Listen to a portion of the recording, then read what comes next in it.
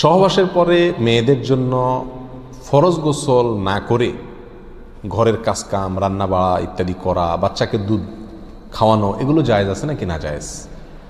গোসল ফরজ হওয়া অবস্থায় গোসল না করার আগ পর্যন্ত কয়েকটা কাজ করা নিষেধ। 1, নামাজ পড়া নিষেধ। 2, তওয়াফ করা নিষেধ। 3, মসজিদে অবস্থান করা নিষেধ। 4, কোরআন স্পর্শ করা নিষেধ। 5, কোরআন পড়া নিষেধ। এই 5টি কাজ ছাড়া আর কোনো কাজ কিনা নিষেধ না।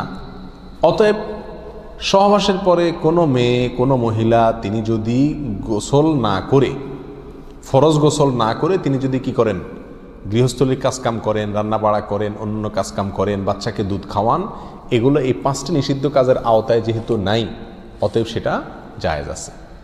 আমাদের দেশে যত কঠোরতা সব মেয়েদের উপরে, ছেলেদের উপরে নাই।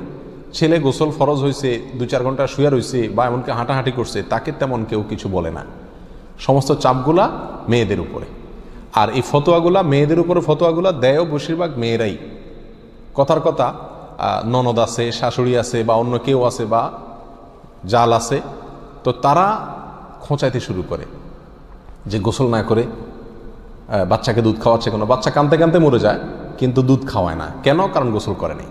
তো এগুলো না জানার কারণে হয়েছে। ফরজ গোসল না করে 5টি কাজ করা নিষেধ, এর বাইরে আর কোনো কাজ নিষিদ্ধ না।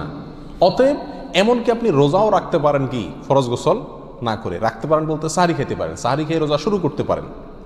তাহলে আপনি বাচ্চাকে দুধ খাওয়াতে পারবেন না, কে বলেছে? বাসায় কাজ করতে পারবেন না, কে বলেছে? তবে হ্যাঁ, যদি আপনি ফরজ গোসল একটু দেরিতে করতে চান কোনো কারণে, তাহলে সেক্ষেত্রে অন্যান্য কাজকামের সুবিধার জন্য ওযু করে নেওয়া উত্তম। সহিহ মুসলিমের এক হাদিসে আসছে, নবী আলাইহিস সালাতু ওয়াস সালাম গোসল ফরজ হলে ওই অবস্থায় যদি কেউ ঘুমাইতে চায়, শুয়ে থাকতে চায় অথবা অন্য কোনো কাজ করতে চায়, তাহলে তাকে ওযু করে নেওয়ার পরামর্শ দিয়েছেন। অতএব ওযু করে নিয়ে এরপর অন্যান্য কাজ করা উত্তম।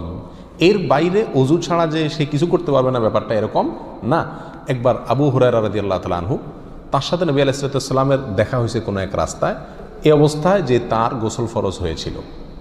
তো আবু হুরায়রা রাদিয়াল্লাহু তাআলা রাসূলুল্লাহ সাল্লাল্লাহু আলাইহি ওয়াসাল্লামকে দেখে এড়াইয়া চলে গেছেন, একরকম পালায়া চলে যাওয়ার মতো, যায় তাড়াতাড়ি করে গোসল টোসল করে তারপরে আসলেন।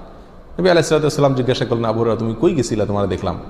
বলে, ইয়া রাসূলুল্লাহ, আমার গোসল ফরজ হয়েছিল, তো আমি আপনার সঙ্গে বসবো, সময় দেব, ফরজ গোসল অবস্থায় আমার কাছে জিনিসটা অপছন্দ লাগলো, নাপাক অবস্থায় এভাবে থাক আপনার সাথে সাক্ষাৎ করব।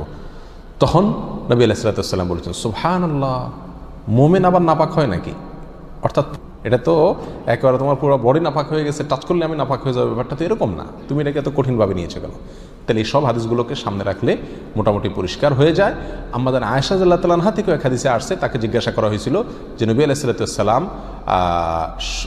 গোসল ফরজ হলে তিনি ঘুমোতেন কিনা, তিনি বলেছেন হ্যাঁ ঘুমাতেন। কোনো কোনো বর্ণনা আসছে ওযু করা ছাড়াও ঘুমাতেন। তাহলে বোঝা গেল ওযু করে নিয়ে ঘুমানো, ওযু করে নিয়ে কাজকাম করা উত্তম, কিন্তু আপনি যদি নাও করেন তাতে কি হবে না, কোনো গুনাহ এতে হবে না। আল্লাহু আ'লাম।